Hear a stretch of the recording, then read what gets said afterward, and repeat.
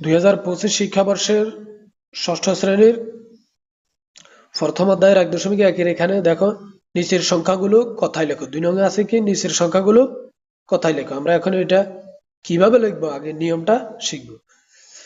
প্রথমত আছে কত 45,789। দেখো সংখ্যাটির ডান দিক থেকে 3 ঘর পরে কমা বসালে আমরা পাই। কেন 3 ঘর থেকে বসাতে হবে? একক, দশক, শতক এটা হচ্ছে আলাদা। তারপর হচ্ছে অযুত, হাজার, অযুত হাজার ঘর হচ্ছে আলাদা। তাহলে আমরা প্রথম 3 ঘর পরে একটা কমা বসবো, এদিক থেকে 3 ঘর ডান দিক থেকে। তাহলে এই যে 9, 8, 7 তারপর হবে এখানে দশমিক। এই যে দেখো তাহলে 45 দশমিক এখানে কমা 45, 7, 8, 9। দেখো এখন অযুত ও হাজার ঘরের দুটি অঙ্ক মিলিয়ে 45 হয়েছে। দেখো এখন অযুত আর হাজার ঘরটা আলাদা হয়ে গেছে, দুইটা ঘরে মিলিয়ে কত হয়েছে 45। এবং শতকের ঘরে আছে আমাদের 7, দশকের ঘরে আছে 8, এককের ঘরে আছে 9। তাহলে সুতরাং সংখ্যাটিকে আমরা এবার কথায় কিভাবে লিখতে পারি দেখো, যেহেতু আমাদের হাজারের ঘরে কত হয়েছে 45, তাহলে 45,000। তারপর হচ্ছে শতকের ঘরে আছে 7, তাহলে 700।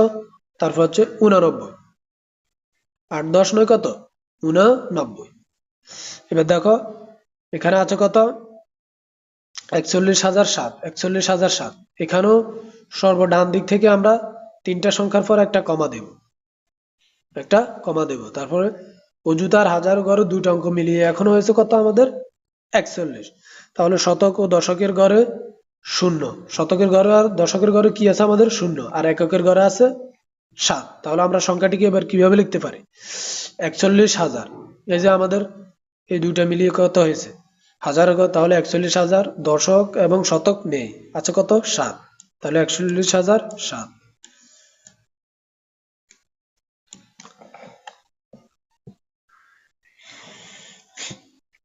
দেখো এখানে আরেকটা ঘর বাড়ানো হয়েছে, কি আছে এখানে 8,91,071। সংখ্যাটিতে ডান দিক থেকে 3 ঘর পর কমা, এরপর 2 ঘর পর কমা বসালে আমরা পাই। দেখো 3 ঘর পরে এদিক থেকে কমা, তারপর হচ্ছে হাজার ঘর হচ্ছে 2টি, আবার 2 ঘর পরে আবার কমা, আর লক্ষের ঘর হচ্ছে 8 এবং অযুতের হাজার ঘর 2 মিলিয়ে কত হচ্ছে 91। এবং শতকের ঘরে শূন্য, যেহেতু আমাদের শতক নেই। তারপর দশকের ঘরে 7 এবং এককের ঘরে 1 অবস্থিত। সুতরাং সংখ্যাটিকে কথায় কিভাবে লেখা যায় 8,91,000। তারপর হচ্ছে আমাদের শতক নেই, আছে কত 71।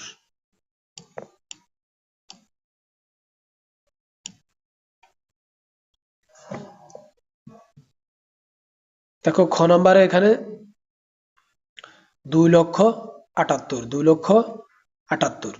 এটা কিভাবে লেখা হয়েছে সেম আগের নিয়মে 3 ঘর পরে কমা হবে, তারপর হাজারের 2 ঘর পরে দিয়ে কমা হবে। তাহলে মিলিয়ে কত হয় এখানে দেখো লক্ষের ঘরে 2, অযুত হাজার ঘর দুটো অঙ্ক মিলিয়ে 0, শতকের ঘরে 0, দশকের ঘরে 7 এবং এককের ঘরে 8 অবস্থিত। তাহলে এটা কথায় কিভাবে লেখা যায় 2,78,000। যেহেতু হাজার নেই তাই হাজার ঘরে 0, শতক নেই, শতকের ঘরে 0।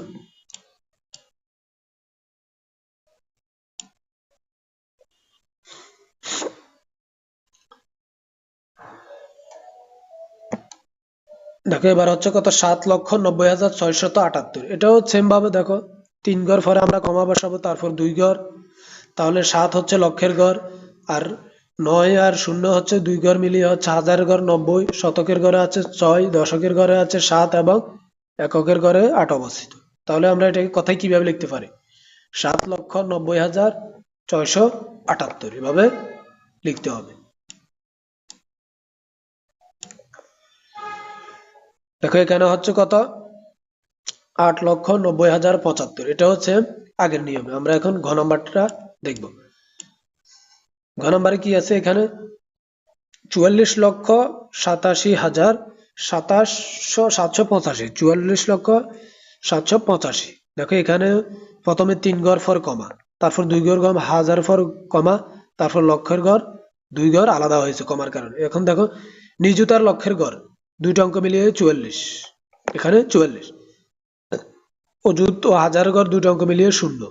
তারপর হচ্ছে শতকের ঘরে 7, দশকের ঘরে 8, এককের ঘরে 5, তাহলে এটাকে কথায় কিভাবে লেখা যায়? 44,785, 44,785।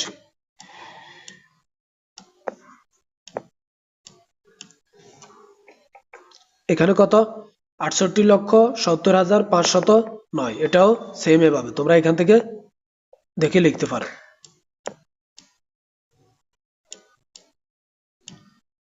তাহলে আমাদের এখানে যেটা আছে এটাও সেম একই রকম ভাবে। এবার দেখো আমরা ঘ নাম্বার দেখব।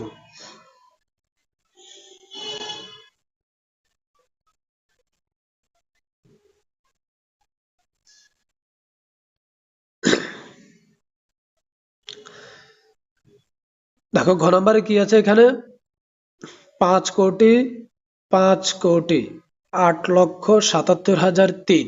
দেখো এটা কিভাবে সংখ্যাটিকে ডান দিক থেকে প্রথমে আগের নিয়মে 3 ঘর, তারপর 2 ঘর, তারপর আবার 2 ঘর, তারপর কোটির ঘর আলাদা। তাহলে এই যে 5 কোটির ঘরে 5, নিযুতের ঘরে ও লক্ষের ঘরে দুটা মিলিয়ে কত হয়েছে? 8, হাজারের ঘরে আছে 77, শতক দশকের ঘরে নেই, এককের ঘরে আছে 3।